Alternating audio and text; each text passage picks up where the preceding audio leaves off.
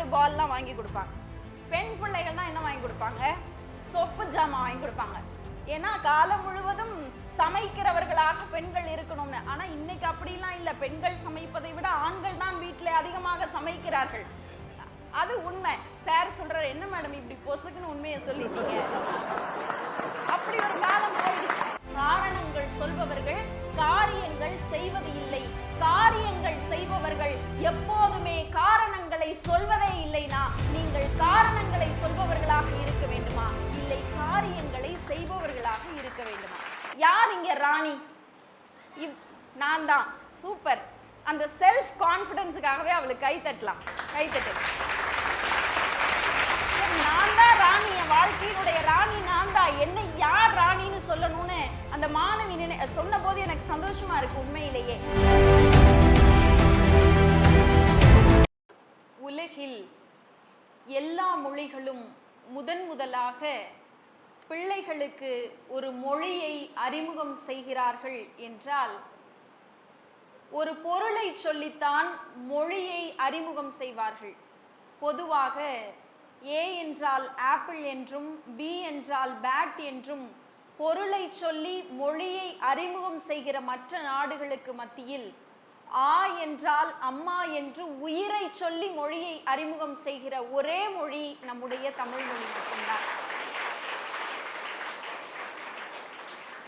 அத்தகைய தமிழ் மொழியினை வணங்கி இந்த நிகழ்வை மிக சிறப்பாக ஒருங்கிணைத்து நடத்தி கொண்டிருக்கிற மன்னார்குடி ரோட்டரி சங்கத்தினுடைய தலைவர், செயலர், பொருளர் மற்றும் உறுப்பினர்கள், முன்னாள் இந்நாள் ஆளுநர்கள் மற்றும் இந்த நிகழ்விற்கு என்னை அழைத்து சிறப்பித்த திரு செந்தில் சார் அவர்களுக்கும், என்னை அழைக்க சொல்லிய ராஜசேகரன் ஐயா அவர்களுக்கும், எல்லாவற்றுக்கும் மேலாக பண்பாடும் பாரம்பரியமும் மிக்க எஸ்டிஇடி கல்லூரியினுடைய முதல்வர் அவர்கள், எனக்கு அதில் என்ன மகிழ்ச்சி என்றால் உங்கள் கல்லூரியினுடைய முதல்வர் உங்கள் கல்லூரியினுடைய தாளாளர் சார்ந்திருக்கிற துறை சார்ந்தவள் என்பது எனக்கு கூடுதல் மகிழ்ச்சி.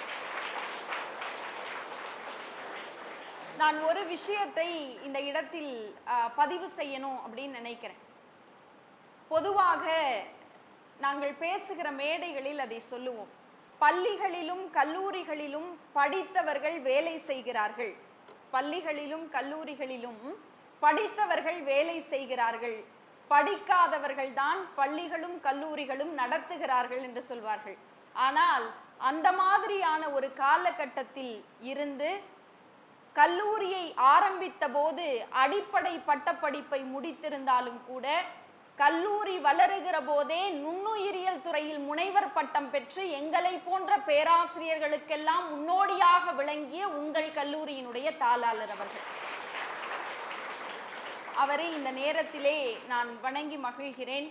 மற்றும் இந்த நிகழ்விற்கு என்னை அழைத்து சிறப்பித்திருக்கிற உங்கள் கல்லூரியினுடைய பேராசிரியர்கள், முனைவர் கோமதி அம்மா அவர்கள் உட்பட அனைத்து பேராசிரியர்கள் சென்ற வருடம் மிக சிறப்பான ஒரு பணியை செய்து அந்த பொறுப்பினை இந்த வருடம் வந்திருக்கிற புதிய உறுப்பினர்களுக்கு கொடுத்து சென்றிருக்கிற மாணவர்கள், மாணவிகள், புதியதாக பதவியேற்றிருக்கிற மாணவ செல்வங்கள் எல்லோருக்கும் என்னுடைய பணிவான வணக்கங்களை முதலில் உரித்தாக்கிக் கொள்கிறேன். உங்க மன்னார்குடி அப்படின்னு ஒன்று கூகுளில் தேடின உடனே எனக்கு கிடைத்த முதல் விஷயம் என்ன தெரியுமா? மன்னார்குடி என்னுடைய மதில் அழகு என்று நான் படித்தேன். எனக்கு மன்னார்குடியினுடைய மதில் அழகா இல்லையா என்று தெரியாது. ஆனால் உண்மையிலேயே இந்த மகளிர் கல்லூரியில் இருக்கிற மாணவிகள் மிக மிக அழகாக இருக்கிறார்கள். உங்களிடம் நட்பு பாராட்டுகிற ஒரு தோழியாகத்தான் இந்த நிகழ்விலே உங்களோடு நான் பேச வந்திருக்கிறேன். பொதுவாக வகுப்பு பாடங்களை கவனித்த நீங்கள் இன்றைக்கு வாழ்க்கை பாடத்தையும் கற்றுக்கொள்ள வேண்டும் என்பதற்காக என்னை அழைத்திருக்கிறார்கள். ரோட்டரி சங்கத்தினுடைய தலைவர் அவர்கள் ஒரு வார்த்தை சொன்னார், கல்லூரி காலம் என்றாலே அது சிறகடித்து பறக்கிற ஒரு காலம். அப்படி சொன்ன உடனே உங்கள்கிட்ட இருந்து ஒரு பெரிய சலசலப்பு வந்துச்சு. எங்க சார் சிறகடித்து பறக்க விடுறாங்க? எங்களை பிடிச்சி வச்சுட்டு எப்போ பார்த்தாலும் படிங்கிறாங்க, எப்போ பார்த்தாலும் எழுதுங்கிறாங்க. இதுவா கல்லூரி காலம் சிறகடித்து பறக்கிறதுங்கிற மனநிலை உங்களுக்குள்ளே இருந்தது. உங்களுக்கு ஒரு உண்மை சொல்லிட்டு போவா, கல்லூரி காலம் என்பது சிறகடித்து பறக்கிற காலம் இல்லை. ஏன்னா சினிமாவில் காமிக்கிற மாதிரி கலர் கலராக ட்ரெஸ் பண்ணிக்கிட்டு அப்படியே ஹீரோ உள்ள என்டர் ஆகிறப்ப ஹீரோயினை ஃபோக்கஸ் பண்ணி காமிச்சிட்டு, இல்லை, அந்த கல்லூரி வாழ்க்கை என்பது வெறும் சினிமா மட்டும்தான். ஆனா நிஜ வாழ்க்கையில் உங்கள் கல்லூரி காலம் இருக்கிறது இல்ல, அது சிறகடித்து பறக்கிற காலம் அல்ல. நீங்கள் எந்த அளவிற்கு உங்கள் சிந்தனைகளை குவித்து படிக்கிறீர்களோ அதன் மூலம் கிடைக்கிற பயனால் வாழ்க்கை முழுவதும் பறக்கிற காலம். அதை நீங்கள் உணர்ந்து கொள்வதற்காகத்தான் கல்லூரிக்கு வந்திருக்கீர்கள். பொதுவா பெண் பிள்ளைகளை எனக்கு ரொம்ப பிடிக்கும். அழகாக்குகிற ஒரு தேவதைகள் யாருன்னா பெண் பிள்ளைகள் தான். அதுவும் பெண் பிள்ளைகளுக்கு அப்பாக்கள் மேல ஒரு கொஞ்சம் பாசம் கூடுதல் இல்ல. என்னதான் நாங்க கஷ்டப்பட்டு எல்லாம் செய்தாலும் கூட அந்த பாசம் அப்பாவை தேடியே போகும். நம்ம எல்லாரும் என்ன நினைச்சிட்டு இருக்கோம், பெண்களுக்கு சுதந்திரம் கிடைச்சிருச்சு இல்ல, நமக்கெல்லாம் சுதந்திரம் கிடைச்சிருச்சு. இந்த சுதந்திரத்தை வைத்துக்கொண்டு இன்று நாம் எதையெல்லாம் செய்கிறோம் அப்படின்னா, உண்மையா மனசாட்சியை தொட்டு கேட்டா பெண்களினுடைய கிடைக்கிற இந்த சுதந்திரத்தை பயன்படுத்தி நாம் மிகப்பெரிய சாதனைகளை செய்வது 100ல் 10% பேர் என்றால், மீதி 90% பெண் பிள்ளைகள் என்ன செய்யறாங்க தெரியுமா? நாங்கள் ஆண்களுக்கு நிகராக ஆடைகளை அணிகிறோம் இல்ல, ஆண்களுக்கு நிகராக ஆடை அணிவதோ, ஆண்களுக்கு நிகராக பாப் வெட்டி கொள்வதோ, ஆண்களுக்கு நிகராக ஊரை சுற்றுவதோ உண்மையான சுதந்திரம் அல்ல. அதை இன்றைக்கு உங்களுக்கு சினிமாக்களும் தொலைக்காட்சிகளிலும் தொலைபேசிகளிலும் தொடர்ந்து சொல்லிக் கொண்டே இருக்கிறார்கள். அது உண்மையான சுதந்திரம் இல்லை குழந்தைகளை. எது தெரியுமா உண்மையான சுதந்திரம்?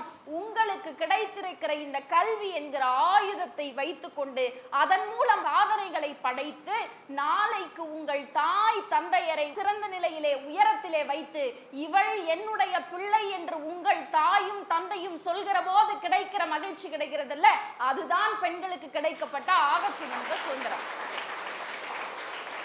அந்த சுதந்திரத்தை பயன்படுத்திக் கொள்பவர்களாக நீங்கள் வளர்கிறீர்களா? இன்னைக்கு கல்லூரி காலம்னாவே எல்லாரும் ஒரே விஷயம் தான் செய்யறாங்க. நான் ஒரு சின்ன உதாரணம் சொல்றேன். ஒரு அப்பா வந்து ஒரு குழந்தை விளையாண்டுகிட்டு இருந்தது. இந்த குழந்தை என்ன பொதுவா விளையாண்டுட்டு இருந்ததுன்னா, அடிப்படையிலேயே நம்முடைய சமூக கட்டமைப்பு எப்படி தெரியுமா?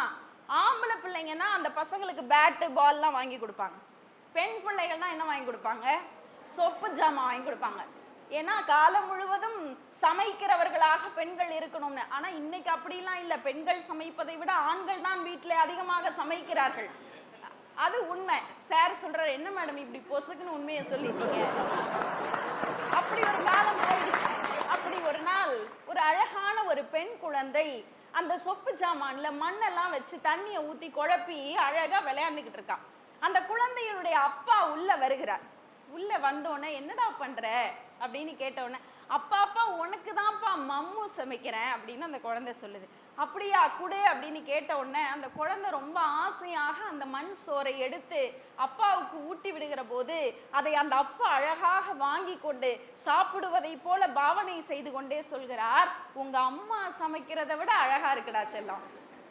இது அப்பாவுக்கும் மகளுக்குமான ஒரு பெரிய ஆத்மார்த்தமான உணர்வு. அப்படி அந்த அப்பா சொன்ன உடனே இந்த குழந்தைக்கு கிடைக்கிற மகிழ்ச்சி இருக்குல்ல, இந்த மாதிரி ஒரு மகிழ்ச்சியான மனநிலையோடு அப்பாவுக்கும் பிள்ளைக்குமான உறவு எத்தனை காலம் இருக்கும் நீங்க நினைக்கிறீங்க? அதுவும் இன்னைக்கு சூழல்ல 10-15 வயசு வரைக்கும் ஹீரோவாக தெரிகிற அப்பா 20 வயசுக்கு மேல நமக்கு ஏன் வில்லனா தெரிகிறார் தெரியுமா? கல்லூரியில் கிடைக்கிற தவறான புரிதல்களால் இன்னைக்கு அப்பா வில்லனா மாறிட்டார்.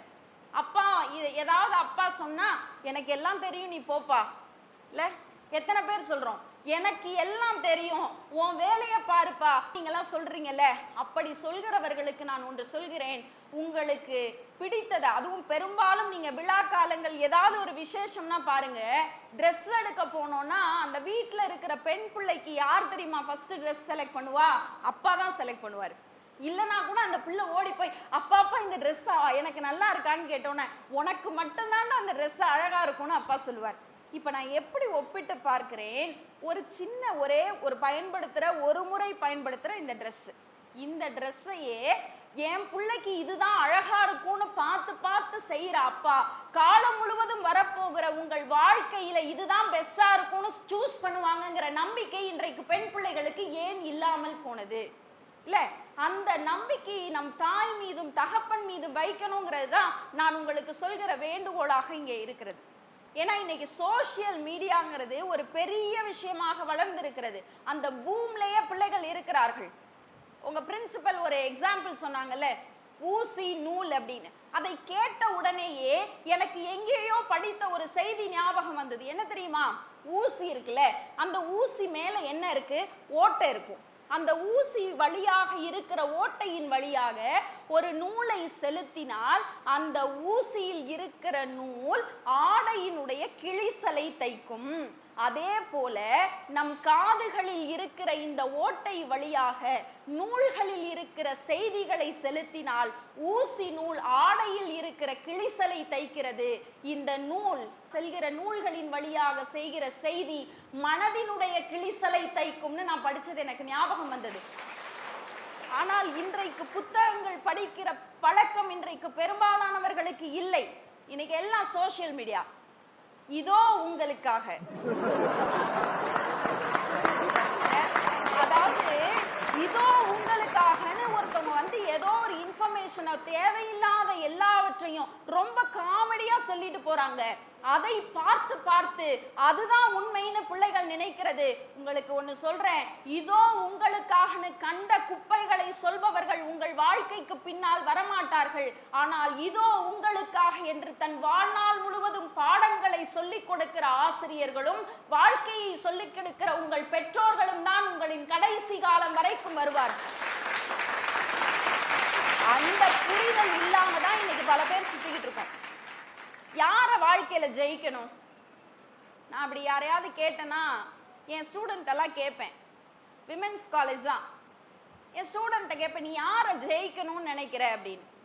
அந்த பொண்ணு ஓடி வந்து சொன்னா, நான் யாரை தெரியுமா மேம் ஜெயிக்கணும், நீ எல்லாம் படிக்கவே வேணாம்னு சொன்னாங்கல்ல, அவங்கள தான் ஜெயிக்கணும் அப்படிலாம் சொல்லியிருக்காங்க அப்படின்னு அவ சொன்னான்.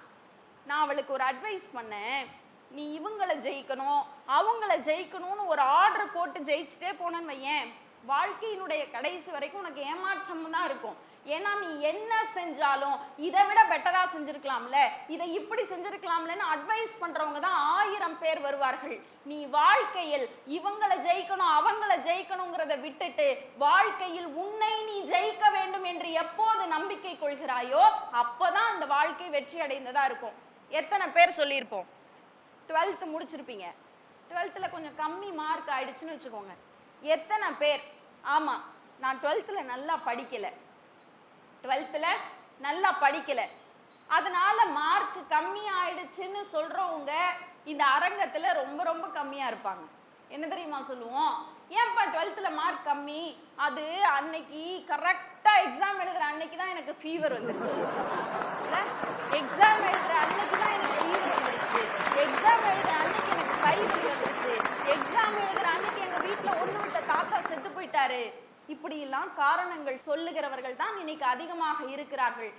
ஒரு கவிதை அழகா வரும், காரணங்கள் சொல்பவர்கள் காரியங்கள் செய்வது இல்லை, காரணங்கள் சொல்பவர்கள் காரியங்கள் செய்வது இல்லை, காரியங்கள் செய்பவர்கள் எப்போதுமே காரணங்களை சொல்வதே இல்லைனா நீங்கள் காரணங்களை சொல்பவர்களாக இருக்க வேண்டுமா, இல்லை காரியங்களை செய்பவர்களாக இருக்க வேண்டுமா? இந்த புரிதல் மட்டும் பிள்ளைகளுக்கு வந்துருச்சு அப்படின்னா ஒருத்தர் குறை சொல்லிட்டு எனக்கு இது சரியில்லை, எங்க அம்மா அப்பா எனக்கு இதை கொடுக்கல, எனக்கு கல்லூரியில இது கிடைக்கல, நான் இப்படிலாம் நினைச்சு வந்தேன்னு நிறைய குறைகளை மட்டுமே சொல்லி கொண்டிருக்கிறீர்கள்ல. குறைகளை தேடாமல் எப்போது வாழ்க்கையினுடைய நிறைகளை தேடுகிறோமோ அப்ப இந்த வாழ்க்கை அழகானதாக மாறும். பொதுவா பெண் பிள்ளைகளுக்கு ஒரு பெரிய மைனஸ் என்ன தெரியுமா? யாராவது உங்களை பார்த்து என்ன கொஞ்சம் குண்டாயிட்ட அப்படின்னு சொல்லிட்டாங்கன்னு வச்சுக்கோங்க, என்ன கொஞ்சம் கலர் கம்மியா இருக்க, ஏன் கொஞ்சம் மார்க் கம்மியா எடுத்துட்டேன்னா ஒரு நிமிஷத்துல மறந்துட்டு போற நம்ம ஏன் கொஞ்சம் கலர் கம்மி ஆயிட்டேன்னு கேட்டா அன்னைக்கு நைட்டு ஃபுல்லா வீட்டுல இருக்கிற எல்லா மாவு டப்பாவையும் ஒன்னா சேர்த்து கரைச்சு அத முகத்துல அப்பி வீட்டுல இருக்கிற எல்லாரையும் பயமுறுத்தி என்னென்ன செய்றோம். இந்த வாழ்க்கையில நம்ம யாரையாவது சாட்டிஸ்ஃபை பண்றதுக்கு ஓடிக்கிட்டே இருக்கோம்ல, அது உண்மையான வாழ்க்கையா? நீங்க அழகா இல்ல, நீங்க கருப்பா இருக்கீங்க, நீங்க வெள்ளையா இருக்கீங்க, நீங்க குண்டா இருக்கீங்க, நீங்க ஒல்லியா இருக்கீங்க, நீங்க உயரமா இருக்கீங்க, நீங்க ரொம்ப ஷார்ட்டா இருக்கீங்க, இப்படி ஏதாவது ஒரு கட்டமைப்புக்குள்ள இந்த உலகம் நம்மளை கொண்டு வந்து நிறுத்திடும்ல, கண்டிப்பாக நிறுத்திடும். அதுக்கு ஒரு உதாரணம் சொல்றேன். எல்லா இடங்கள்லையும் முன்னாடி, இப்போ இல்லை, ஒரு 10 வருடத்துக்கு முன்னாடி நான் பேச போனேன்னா, பேச போன உடனே அங்க இருக்கிறவங்களுடைய மனநிலை எப்படி தெரியுமா இருக்கும்? இவங்கெல்லாம் என்ன பேசிடுவாங்க, பொதுவா குட்டையா இருந்தாங்கன்னா அவங்கெல்லாம் ஒழுங்கா பேச மாட்டாங்கன்னு நினைச்சுக்குவாங்க போல. அந்த மாதிரியான ஒரு மனநிலையிலிருந்தெல்லாம் வெளியே வந்தவள் நான். இப்படி நீங்களும் உங்க வாழ்க்கையில குட்டையா இருக்கும், ஹைட்டா இருக்கும், குண்டா இருக்கும், ஒயிட்டா இருக்கும், கலரா இருக்கும், கருப்பா இருக்கும், எனக்கு இப்படி இல்லை, அந்த முடி இல்லை, கண்ணு மூஞ்சி இதா இருக்கு, நொல்லையா இருக்கு, மூக்கு கோணலா இருக்குன்னு ஏதாவது ஒரு கட்டமைப்பில் நின்று கொண்டிருக்கிறீர்கள் என்றால் உங்கள் மனநிலையை முக்கியமாக மாற்றிக்கொள்ள வேண்டிய புள்ளி எது தெரியுமா?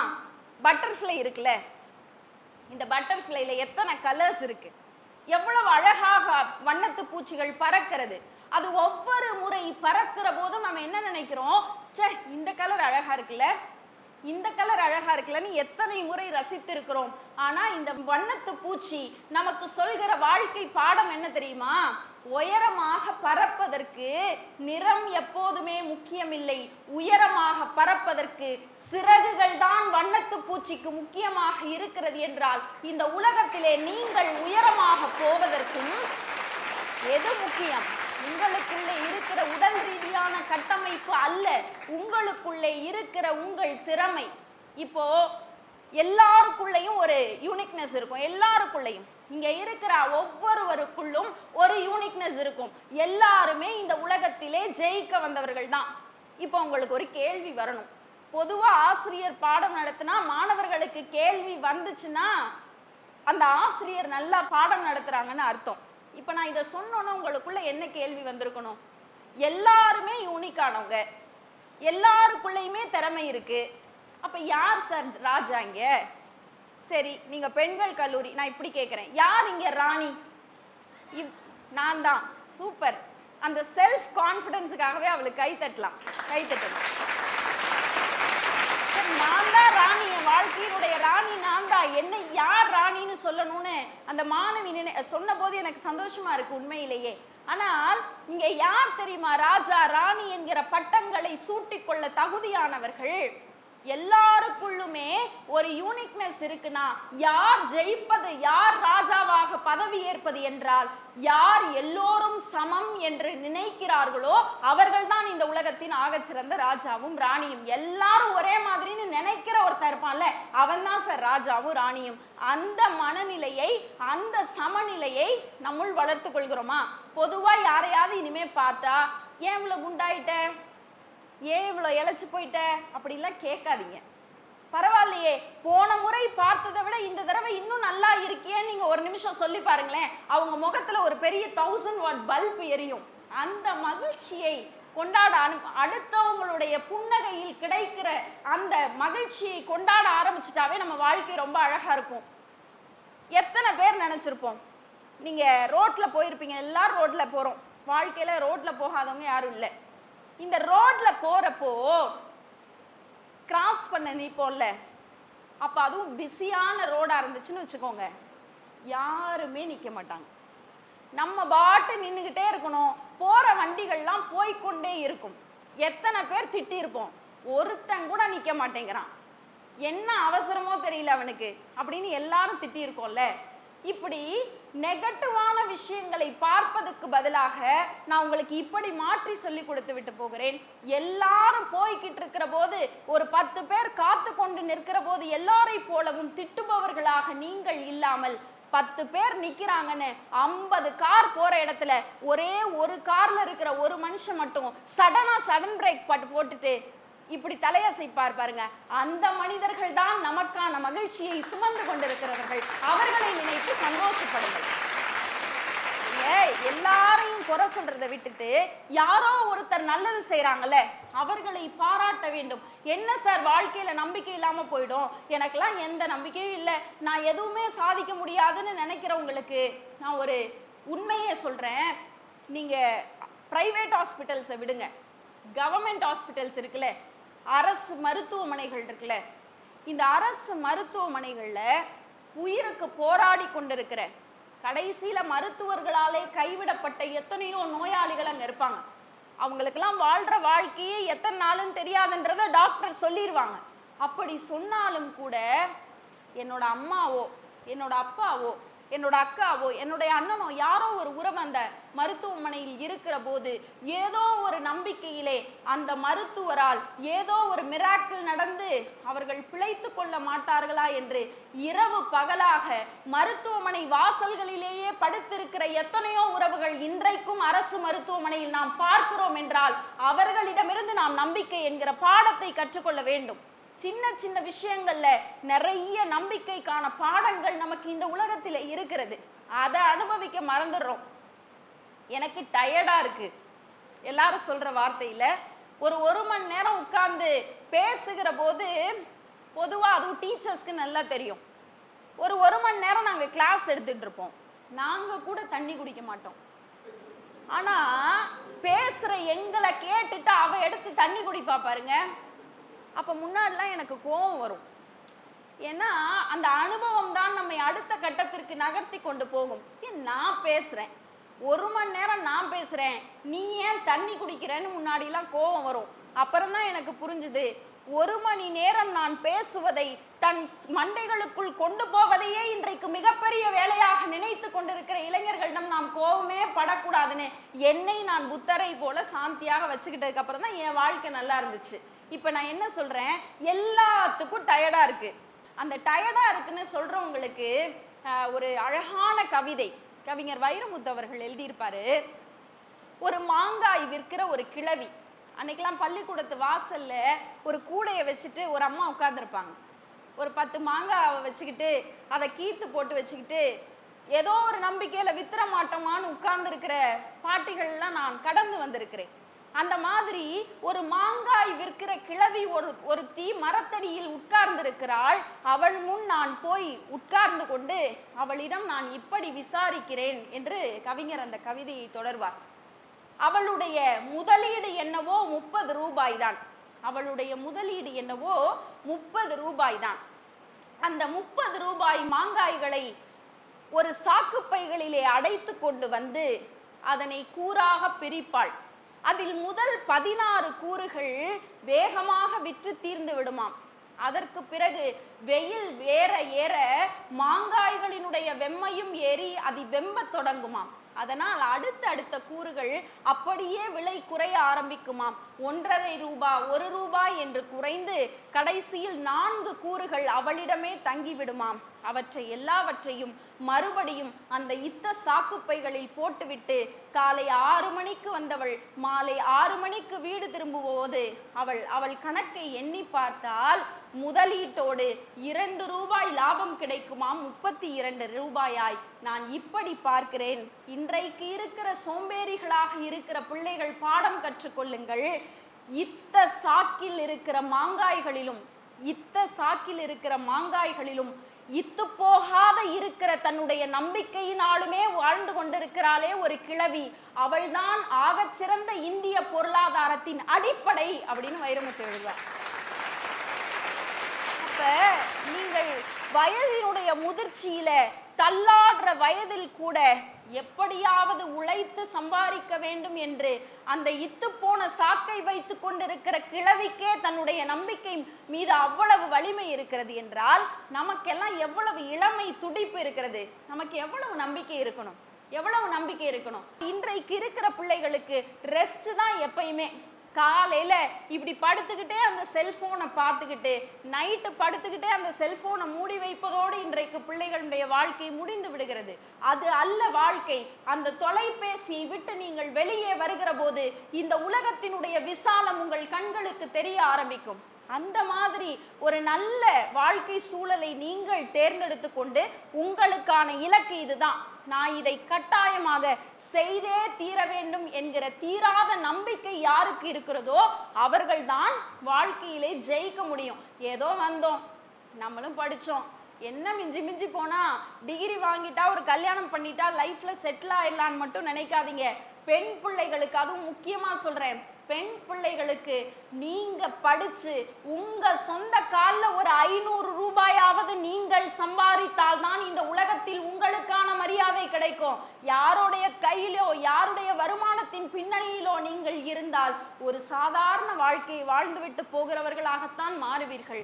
இப்ப நீங்க யோசிக்கணும், ஒரு சாதாரண வாழ்க்கையை வாழப்போகிறவர்களாக இருக்க போகிறீர்களா, இல்லை மிகப்பெரிய கடின உழைப்போடு இந்த இடத்தில் இருக்கிற எல்லா தடைகளையும் உடைத்து கொண்டு முன்னே வருகிற பெண்களாக நீங்கள் இருக்க போகிறீர்களா என்கிற அந்த சிந்தனையை நான் உங்களுக்கு சொல்றேன். அந்த சிந்தனையிலிருந்து நீங்கள் எதை எடுத்துக்கொள்ள போகிறீர்கள் அப்படிங்கிறது உங்களுடைய சாய்ஸ். இப்ப உங்க பார்ட் முடிஞ்சிருச்சு.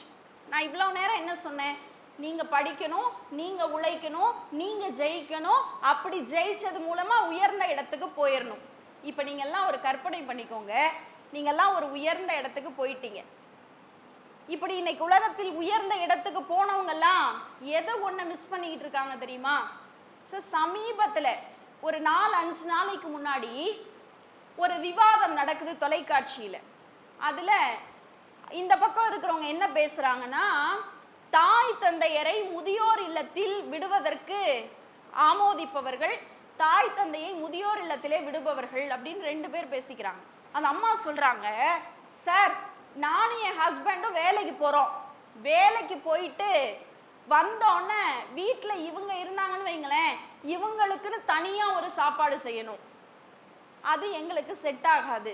நாங்க வேலை முடிச்சுட்டு வர்றப்பவே ஹோட்டல்ல சாப்பிட்டுட்டு வந்துருவோம் சார், இவங்க இருக்கிறதுனால இவங்களுக்கு தனியா சாப்பாடு சமைக்க வேண்டியது இருக்கு.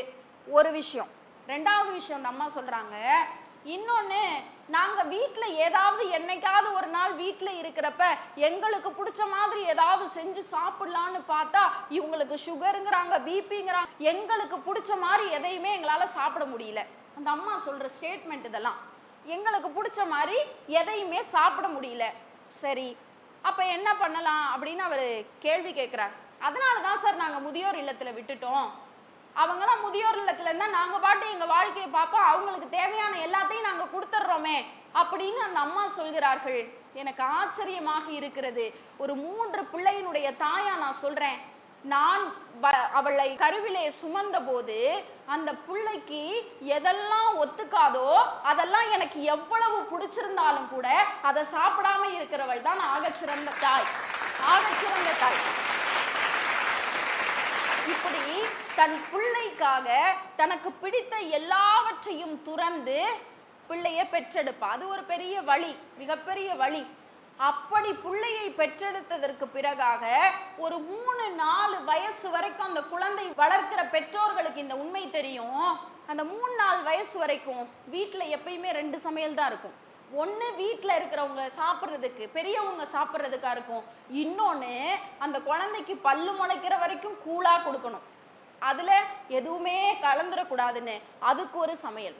அதுக்கப்புறம் 1 வயசு 1.5 வயசு ஆனோன்னே அதுக்கு காரம் லைட்டாக சேர்க்கணும், அதுக்கு புளிப்பு லைட்டாக சேர்க்கணும்னு இப்படி ஒவ்வொன்றுக்கும் மெனக்கெட்டு 3 வயசு வரைக்கும் இந்த உலகத்திலே உணவை உன் உடல் ஒத்துக்கொள்வதற்காக தன்னை பத்தியம் வைத்து கொண்டு செய்கிறாள்ல, அந்த தாய்க்கும் அந்த தந்தைக்கும் நீ வயசானோன்னு ஒருவேளை சாப்பாடை தியாகம் செய்தால் என்னங்கிற போது நான் கேட்கிறேன்.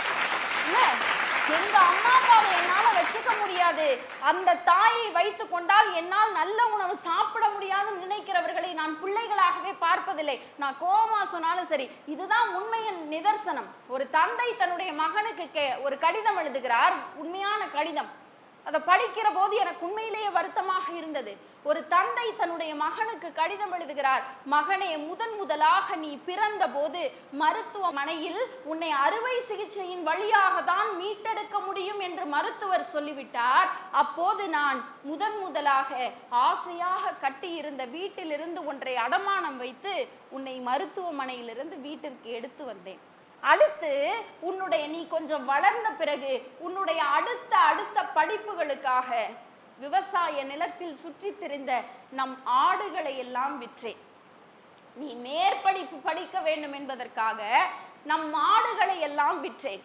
அதற்கு பிறகு ஒரு நாள் பள்ளி முடித்து நீ வீட்டிற்கு வந்தவுடன் சுற்றுலா செல்ல வேண்டும் என்று உன் கண்களின் கனவுகள் விரிய என்னிடம் கேட்டாயே, அதை பார்த்தபோது நீ சுற்றுலா செல்ல வேண்டும் என்பதற்காகவே என்னை சுற்றி இருந்த எல்லாவற்றையும் விற்றேன். நீ தேர்வு நேரத்தில் படிக்க வேண்டும் என்பதற்காக என்னுடைய தூக்கத்தை எல்லாம் விற்றேன். கடைசியாக நீ கல்லூரி படிப்பு படிக்க வேண்டும் என்பதற்காக நான் கடைசியாக கட்டியிருந்த வீட்டையும் விற்றேன். இப்படி நான் விற்று விற்று கொடுத்த பணத்தால் நீ படித்து வளர்ந்து இன்றைக்கு உயர்ந்த நிலையில் இருக்கிறாய் மகனே. அதை பார்த்து எனக்கு மகிழ்ச்சி தான். ஆனால் ஒரே ஒரு கேள்வி, இன்றைக்கு நீ இருப்பதோ 3 அடுக்கு மாடியில், நீ இருப்பதோ 3 அடுக்கு மாடியில், நான் இருப்பதோ முதியோர் இல்லத்தில். ஒரே ஒரு கேள்வி மகனே, எல்லாவற்றையும் உனக்காக விற்று விற்று கொடுத்த போது என்னிடம் இருந்தது இதயம், எல்லாவற்றையும் வாங்கிய போதும் உன்னிடம் இல்லாமல் போனது ஏன் இதயம்னு ஒரு தந்தை கவிதை எழுதுகிறார். எவ்வளவு ஒரு வேதனையான விஷயம் இல்ல? எல்லாத்தையும் உங்களுக்காக கொடுத்தவர்கள். நெல்லை ஜெயந்தா அவர்கள் அம்மாவை பத்தி சொல்றப்ப ரொம்ப அழகா ஒரு வார்த்தை சொல்லுவார். அம்மா, தெய்வங்கள் கூட பாலை எடுத்துக்கொள்ளத்தான் வருகிறது. அம்மா பாலபிஷேகம் பண்றோம்ல, தெய்வங்கள் கூட பாலை எடுத்துக்கொள்ளத்தான் அம்மா வருகிறது. ஆனால் இந்த உலகத்திலே நீ ஒருத்தி மட்டும்தான் எனக்காக பாலை கொடுக்க வந்தவள்னு எழுதுவார். தாயை வாழ்நாள் முழுவதும் சுமக்கிற தந்தை அவ்வளவு சாதாரணமானவர்கள் அல்ல. தாய் கூட சீக்கிரம் அழுதுருவா. தந்தை அழுவதை பார்த்த குழந்தைகளே இருக்க மாட்டாங்க. ரொம்ப கடினமான சூழ்நிலைகள்ல தான் தந்தையினுடைய கண்களில் இருந்து கண்ணீர் வரும். பிரசவ வலின்னு சொல்றோம்ல, அந்த பிரசவ வலி பெண்களுக்கு தெரியும். ஆனால் ஆண்களினுடைய வலியையும் உணர்ந்தவள் நான். எப்படின்னு கேக்குறீங்களா? என்னுடைய என் தந்தை போன்று இருக்கிறவர்கள் படுகிற கஷ்டங்களை பார்க்கிற போது அதை என்னால் உணர முடிகிறது. ஒன்றும் இல்லை, ஒரு ஏழ்மையான குடும்பம். அந்த ஏழ்மையான குடும்பத்திலிருந்து ஒரு பிள்ளை தீபாவளி அன்னைக்கு வெளியில இருக்கிறவங்க எல்லாம் சந்தோஷமாக எல்லாவற்றையும் வாங்கி கொண்டாடுகிற போது தன் வீட்டிலே இருக்கிற அம்மாவும் அப்பாவும் தனக்கு எதுவும் வாங்கி கொடுக்கலையேன்னு அந்த குழந்தை ஏக்க பார்வையோடு பார்த்து விட்டு உள்ளே வருகிற போது, அப்பா எனக்கு பட்டாசு இல்லையாப்பான்னு அந்த குழந்தை கேட்கிற கேள்வி இருக்கு பாத்தீங்களா? அந்த கேள்வியை சுமக்கிற ஒரு தந்தை அனுபவிக்கிற வலி இருக்குல்ல, அது அம்மா அனுபவிக்கிற பிரசவ வலிக்கு ஈடான வலி. அப்படிப்பட்ட தன்னுடைய உழைப்பை எல்லாம் கொட்டி கொட்டி இன்றைக்கு உங்களுக்கு இப்படி ஒரு அழகான கல்லூரியை தேர்ந்தெடுத்து உங்களுக்கு ஒரு நல்ல கல்வியை கொடுத்திருக்கிறார்கள். அவர்களுக்கு நீங்கள் எவ்வளவு செய்யணும்? பெருசா எதுவும் செய்ய வேண்டாம். நீங்கள் செய்ய வேண்டியது எல்லாம் நான் முன்பு சொன்னதை போல என் மகள் இவள் என்கிற பெயரும், நீங்கள் வெற்றி பெற்றதற்கு பின்னால் கடைசி வரைக்கும் உங்களினுடைய தாயையும் தந்தையையும் உங்களின் அரவணைப்பின் கதகதப்பிலேயே வைத்துக் கொள்வதும் தான் நீங்கள் இந்த வாழ்க்கையை மகிழ்ச்சியான வாழ்க்கையாக வாழ்ந்ததற்கு சமம். அப்படிப்பட்ட ஒரு வாழ்க்கையை நீங்கள் வாழ வேண்டும் என்பதுதான் என்னுடைய ஆசையும் கூட. இன்னைக்கு நம்ம எல்லாம் என்ன தெரியுமா பண்றோம்? பணத்தின் மீது, பொருள்களின் மீது ஆசைப்படுகிறோம் இல்ல? உறவுகளின் மீது இருக்கிற ஆசைகளை விட, உறவுகள் எல்லோரையும் அணைத்துக் கொள்கிற ஆசையை விட பணம், பொருள் இவற்றின் மீதான ஆசை நமக்கு அதிகரித்திருக்கிறது. இன்னைக்கு எல்லாத்தையும் ஆர்டர் பண்ணி வாங்கிடுறோம்ல. அமேசான்ல வாங்குறோம், மீஷோல வாங்குறோம், மிந்த்ரால வாங்குறோம், எல்லாத்துலயும் ஆன்லைன்ல ஆர்டர் போட்டு வாங்கிடுறோம். ஆனா அதுல என்ன பியூட்டி தெரியுமா? முன்னாடிலாம் ஒரு வருஷத்துக்கு ஒரு தடவை தான் புது சட்டை போடுவோம். நாங்கெல்லாம் அப்படித்தான் இருந்தோம். வருஷத்துக்கு ஒரு தடவை. அதுவும் நான்லாம் நவம்பர் மாதம் வேற பிறந்துட்டேன்னா தீபாவளி மாதமே பிறந்த நாள் வந்துடும். அதனால எங்கள் அம்மா அப்பாலாம் தீபாவளிக்கு தானே சட்டை எடுத்தோம், அந்த சட்டையவே பிறந்த நாளைக்கும் போட்டுக்கன்னு சொல்லலாம் நான்லாம் பழக்கப்பட்டிருக்கேன். ஆனால் இன்னைக்கு டெய்லி ஒரு ட்ரெஸ் ஆர்டர் போடுறாங்க. ஆனால் அதில் என்னன்னா, வருஷத்துக்கு ஒரே ஒரு முறை ஒரு தடவை சட்டை எடுத்து அதை தீபாவளிக்கு முந்தின நாள் என்ன தெரியுமா பண்ணுவோம்? அந்த சட்டையை போய் எட்டி பார்த்துட்டு எப்படா தீபாவளி காலையில் வரும், எப்படா குளிச்சுட்டு அந்த ட்ரெஸ்ஸை போட்டு அந்த ஊசி பட்டாசை வெடிப்போம். எனக்கெல்லாம் பட்டாசு ஒரு 10 ரூபாய், அந்த ஊசி பட்டாசு பேக்கெட் தான் வெடின்றதே. இன்னைக்கு 10 ரூபாய்க்கெல்லாம் வெடியே இல்லை. அந்த வெடியை வெடிக்கிறது ஒரு பெரிய மகிழ்ச்சியாக இருக்கும். எப்படா தீபாவளி வரும்னு உட்கார்ந்துருப்போம். ஆனால் இன்னைக்கு அப்படி இல்லை. எல்லா நாளும் தீபாவளி தான். எல்லா நாளும் எது நினைச்சாலும் ஆர்டர் போட்டு புதுசாக வாங்கி அதை போட்டு பார்த்துட்டு, அன்னைக்கு வருஷத்தில் ஒரு நாள் போட்டாலும் எங்களுக்கு கிடைத்த மகிழ்ச்சி இன்னைக்கு டெய்லி ஆன்லைனில் ஆர்டர் போட்டு புதுசாக வாங்கி போட்டாலும் கூட எனக்கு இது நல்லா இல்லைல்ல, இந்த கலருக்கு பதிலாக அந்த கலரை சூஸ் பண்ணியிருக்கலாம்ல, அப்பவே நினைச்சேன்டி, நீ தான் இந்த கலரை சூஸ் பண்ணுன்னு சொன்னேன். அதுவும் சைஸை பாரு, இது மீடியம் சைஸா இருக்கு இல்ல. இன்னைக்கு இதுதான் ஆன்லைன் வணிகங்களில் பெரும்பாலும் நடந்து கொண்டிருக்கிறது. அதுல என்ன பியூட்டி தெரியுமா? சரி 2 நாள் போட்டுட்டு ரிட்டர்ன் போட்டுடலாம் சார், 2 நாள் போட்டுட்டு ரிட்டர்ன் போட்டுடலாம். 2 நாள் போட்டு ரிட்டர்ன் போடுறிய அதெல்லாம் வாங்கிக்குவான். இப்போ எனக்கு என்ன கேள்வினா, இப்படி எல்லாருமே போட்டு போட்டு ரிட்டர்ன் போடுறது தான் நம்மளும் வாங்கி போடுறோம்ல. அப்போ அதில் என்ன சார் மகிழ்ச்சி இருக்கு? அதில் என்ன மகிழ்ச்சி இருக்கு? நீங்க மகிழ்ச்சி என்பது தினம் தினம் விதவிதமாக உங்களை நீங்கள் அலங்கரித்துக் கொள்வதிலோ ஏதாவது ஒன்றை தேடுதலிலோ இன்றைக்கு பெரும்பாலான இளைஞர்களின் வாழ்க்கை போய்கொண்டே இருக்கிறது. ஆதன் அப்படிங்கிற ஒரு புத்தகத்துல ரொம்ப அழகான ஒரு கவிதையை படிச்சேன். ஆதன் எப்போதும் என் வீட்டிற்குள்ளே அவனை அழைத்தால் அவன் வருவதே இல்லை, எப்போது அழைத்தாலும் அவன் வரமாட்டான். ஒரு நாள் திடீரென்று அவன் வீட்டிற்குள்ளே வேகமாக வந்து எங்களினுடைய வரவேற்பறையிலே அமர்ந்து கொண்டான். பொதுவாக நாங்கள் வீட்டிற்கு வந்தவர்களுக்கு கண்ணாடி குவளைகளில் தான் தண்ணீர் கொடுப்போம். அன்றைக்கு கண்ணாடி குவளை அவன் முன்னே இருந்தது. கண்ணாடி குவளையை எடுக்கிறோம் என்கிற எந்த பதற்றமுமே இன்றி வேக வேகமாக அவன் தண்ணீரை குடித்த போது நானும் என்னுடைய மனைவியும் எங்கே கண்ணாடி குவளையை உடைத்து விடுவானோ என்றே பார்த்து கொண்டிருந்தோம். குடித்து முடித்து விட்டு அவன் வேகமாக அந்த குவளையை வைத்துவிட்டு வெளியேறினான் எங்கள் வீட்டை விட்டு. கொஞ்ச தூரம் போன பிறகு அவன் பின்னால் திரும்பி பார்த்து என்னிடம் சொன்னான், பொருள்கள் என்பவை பயன்படுத்துவதற்காக, பொருள்கள் என்பவை பயன்படுத்துவதற்காக, மனிதர்கள் என்பவர்கள் நேசிப்பதற்காக, நீங்கள் மாறாக பொருளை நேசிக்கிறீர்கள், மனிதரை பயன்படுத்துகிறீர்கள் என்று சொல்லிவிட்டு விரைவாக நடந்தான் அவர் முடிப்பார். இன்றைக்கு நாம் பொருள்களை நேசிக்கிறோம், மனிதர்களை பயன்படுத்தி கொண்டிருக்கிறோம். பொருள்களை நேசிப்பதை விட்டுவிட்டு நம்மை சுற்றி இருக்கிற மனிதர்களை நேசிக்கிறோம்.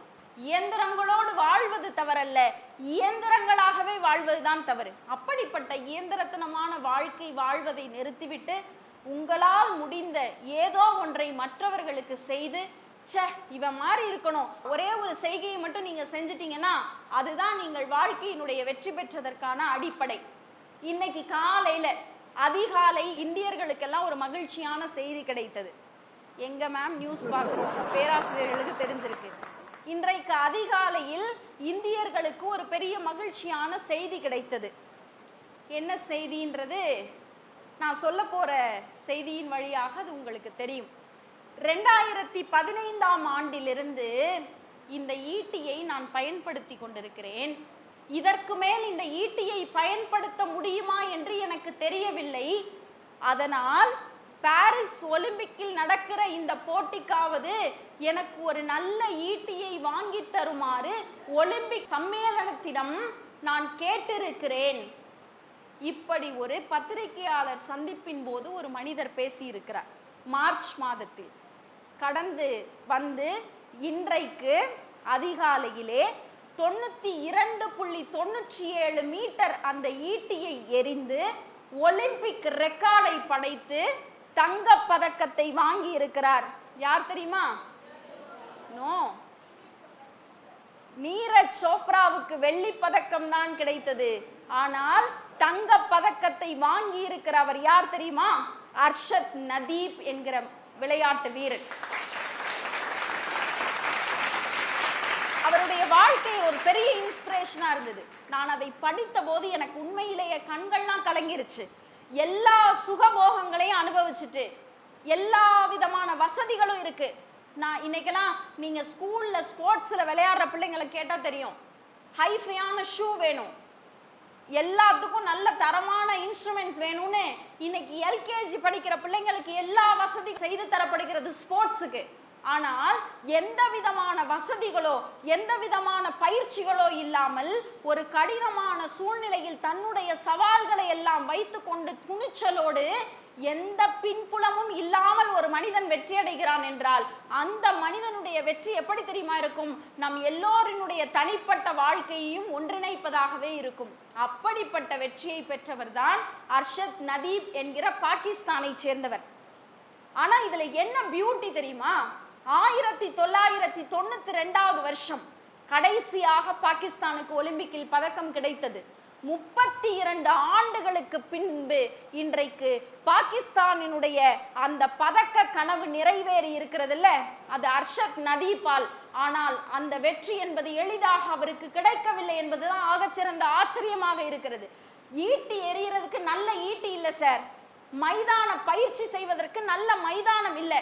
ஒரு சாதாரண குடும்ப பின்னணி, அதுலேயும் 7 பிள்ளைகளில் ஒரு பிள்ளையாக பிறந்தவர் அவர். 7 பிள்ளையில ஒரு பிள்ளையாக பிறந்து தந்தை கட்டிட தொழிலாளியாக இருந்து அவர் சம்பாதிக்கிறதன் வழியாகத்தான் ஒட்டுமொத்த குடும்பமே சுழன்று கொண்டிருக்கிற ஒரு குடும்ப பின்னணி. அதுல இருந்து ஒருத்தர் வரார். பொதுவாகவே பாகிஸ்தான்ல கிரிக்கெட்டுக்கு அதிகமான இம்பார்ட்டன்ஸ் உண்டு. ஆனால் அந்த கிரிக்கெட்ல விளையாடணும்னா இன்ஸ்ட்ருமெண்ட்ஸ் எல்லாம் அந்த மாதிரி ஒரு இதுக்கெல்லாம் வேணும்னா கொஞ்சம் பணம் கூடுதலாக தேவைப்படும்.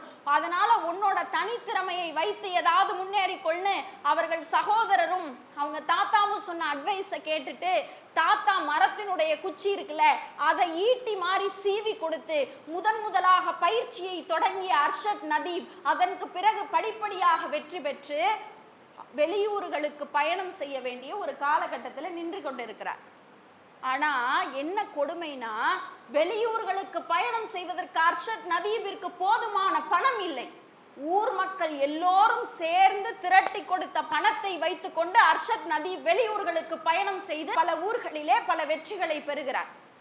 இதுல இன்னொரு ஒரு கூடுதல் சிறப்பு என்ன அப்படின்னா, பாரிஸ் ஒலிம்பிக் ஒன்றும் அவருக்கு புதுசு இல்லை, அதுல மட்டும் அவர் பதக்கம் வாங்கல. பாரிஸ் ஒலிம்பிக்கு முன்னாடி டோக்கியோ ஒலிம்பிக் நடந்துச்சுல, அந்த டோக்கியோ ஒலிம்பிக்ல டாப் 5ல நூலிலையில வெண்கலத்தை மிஸ் பண்ண ஒரு பர்சன். இப்போ பெரிய பெரிய நாடுகளாக இருக்கட்டும், நம் நாடா இருக்கட்டும், ஒலிம்பிக் வரைக்கும் போய் அப்படி வந்துட்டாங்கன்னா அவங்களுக்கு இருக்கிற மவுஸ் வேற, ஒலிம்பிக் அத்லெட்னு சொல்லுவாங்க. ஆனால் அப்படிப்பட்ட ஒலிம்பியனாக இருந்த அர்ஷத் நதீபுக்கு ஈட்டி கூட எனக்கு சரியாக இல்லைன்னு 4 மாசத்துக்கு முன்னாடி தான் பேட்டி கொடுத்திருக்காருன்னா எப்படிப்பட்ட ஒரு சூழலில் அவர் வளர்ந்து வந்திருக்க வேண்டும். அதற்கு பிறகு அவர் அந்த மாதிரியான ஒரு அறிக்கையை விட்ட பிறகு டொயோட்டா நிறுவனம் தான் அவருக்கு தேவையான ஸ்பான்சர்களை செய்து அவருக்கு உதவி செய்திருக்கிறது. அதுலயும் கூடுதலா ஒலிம்பிக் சாலிடரிட்டி ஃபவுண்டேஷன் ஸ்காலர்ஷிப் மூலமாக அவர் நிதியை பெற்றுக்கொண்டுதான் ஒலிம்பிக் இப்ப நடந்துச்சுல இன்னைக்கு இந்த ஒலிம்பிக்ல பங்கேற்றிருக்கிறார். ஒருவரின் மூலமாக உதவி கிடைத்து அதன் மூலமாக பங்கேற்றிருக்கிறார். இன்னைக்கு அர்ஷத் நதீப் வீசிய அந்த ஈட்டியினுடைய எடை வேண்டுமானால் 800 கிராமாக இருக்கலாம். ஆனால் அவர் சுமந்திருந்த தன்னுடைய வலியும் வேதனையும் இருக்குல்ல, அதுதான் அவரை அந்த அளவிற்கு உந்தி தள்ளி இருக்கிறது. அந்த உந்துதல் எதன் மூலம் வந்திருக்கும் தெரியுமா? எனக்கு கிடைக்காததை இந்த உலகத்தில் எனக்கு பின்னால் வருபவர்களாவது அனுபவிக்கணுங்கிற ஒரு உத்வேகத்தோடு தான் அவர் நிச்சயமாக வீசி இருப்பார். இதுல என்ன இன்னொரு அழகுனா, அவ்வளவு உந்து சக்தியோடு வீசியதால் தான் நீரஜ் சோப்ரா வெள்ளி பதக்கம் கிடைத்தது இல்ல. இப்ப வெள்ளி பதக்கம் கிடைத்து இருவரும் மேடைகளிலே நின்று அந்த பதக்கம் வாங்குகிற புகைப்படத்தை நீங்கள் பார்த்திருந்தால் தெரிந்திருக்கும். நீரஜ் சோப்ராவும் அர்ஷத் நதீப்பும் அன்பாக ஒருவருக்கொருவர் இப்படி பேசிக்கொள்கிற அந்த சைகை புகைப்படத்தை நான் பார்த்தேன். இன்றைக்கு காலை நீரஜினுடைய தாயார் சொல்லுகிறார், அர்ஷத் நதீவும் என்னுடைய பிள்ளைதான், அவனையும் நான் என்னுடைய மகனாகத்தான் பார்க்கிறேன். அவனுக்கு கிடைத்த தங்கமும் என் பிள்ளைக்கு கிடைத்த வெள்ளியும் எனக்கு மகிழ்ச்சியைத்தான் தருகிறது என்று இந்தியா பாகிஸ்தான் என்கிற எந்த வேறுபாடும் இல்லாமல் ஒரு தாயால் சொல்ல முடிகிறது என்றால் நீரஜ் சோப்ராவுக்கு அர்ஷத் நதீபினுடைய அத்தனை வழிகளும் தெரிந்ததனால் தான் என்னவோ அவருக்கு தங்கம் கிடைக்கவில்லை என்றால் கூட நீரஜ் சோப்ராவும் சேர்ந்து மகிழ்ந்திருக்கிறார். ஏனென்றால் 4 மாதத்திற்கு முன்னதாக எனக்கு ஈட்டி வாங்க வழி இல்லை என்று சொன்னபோது அவருக்கு ஏதாவது உதவி செய்யுங்கள் என்று தன்னுடைய ஆதரவை தெரிவித்தது யார் தெரியுமா? நீரஜ் சோப்ரா தான். அதனால் நீரஜ் சோப்ராவுக்கு வெள்ளி பதக்கம் கிடைத்திருந்தாலும் கூட அவர் வருத்தப்படவில்லை. என்றால் அர்ஷத்துக்கு ஒரு பெரிய கனவு இருக்கிறது. நல்ல பயிற்சி வழங்கக்கூடிய ஒரு நல்ல கட்டமைப்பு வேண்டும், ஒரு நல்ல மைதானம் வேண்டும். எனக்கு பின்னால் வருகிற இளைய சமுதாயத்தினரிடம் இருக்கிற ஆற்றல் பெற்ற இளைஞர்களுக்கு எனக்கு கிடைக்காத எல்லாமும் கிடைக்க வேண்டும், அதன் மூலம் படிப்படியாக இன்னும் பல பதக்கங்கள் பெற வேண்டும் என்று அர்ஷத் நதீபிற்கு ஒரு ஆயிரம் கனவுகள் இருக்கிறதல்ல, அந்த கனவுக்கான ஆரம்ப புள்ளிதான் இன்றைக்கு அவர் பெற்றிருக்கிற தங்க பதக்கம் என்றால், உங்களுக்கு ஒன்று சொல்லுகிறேன் பிள்ளைகளே, எனக்கு எந்த வாய்ப்பும் இல்லாமல் இருந்தாலும் கூட எல்லாவற்றையும் தூக்கி துவம்சம் செஞ்சுட்டு உயர்நிலைக்கு போய் எனக்கு கிடைக்காத வாய்ப்பை என் இளம் தலைமுறைக்கு நான் வாங்கி கொடுப்பேன் என்கிற உந்துதலோடு செயல்பட்டு இருக்கிற அர்ஷத் நதீபின் தான் உங்களுக்கான ஆகச் சிறந்த உதாரணம் என்று சொல்லி நல்லதொரு வாய்ப்பிற்கு நன்றி கூறி விடைபெறுகிறேன். நன்றி, வணக்கம்.